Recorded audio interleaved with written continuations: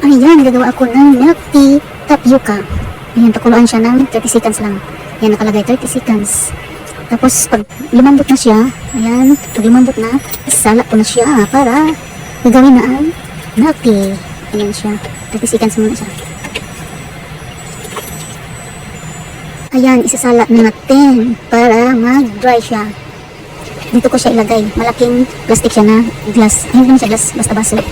Ayan, tapos yung tapioca, ayan na, tapos ko na siya sinala, nilipat ko siya sa maliit na lagayan. Ayan yung tapioca, malaki siya.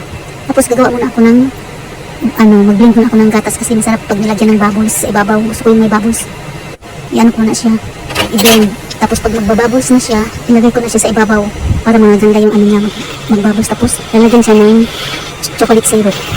Parang na siya, hindi na siya milk tea, kundi milk coffee latte kasi may bubbles ibabaw. Lang talaga, wala talaga siya.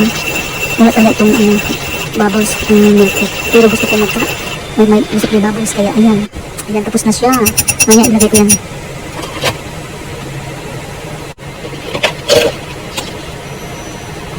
Ayan, ilagay na natin yung tapioca. Ayan, tapos ilagyan ng yellow. Pagkatapos ilagyan ng milk tea at saka lagyan ko sa gilid ng chocolate syrup sa gilid ng baso. Maganda siya. Ayan, tapos na.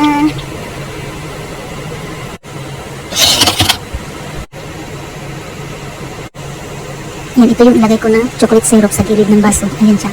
Para maganda siya tingnan. Ayan, decoration lang naman siya. Pero maganda, masarap naman siya pag lagyan din ng chocolate.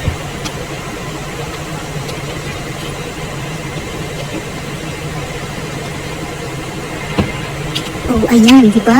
Ang ganda tingnan. Tapos,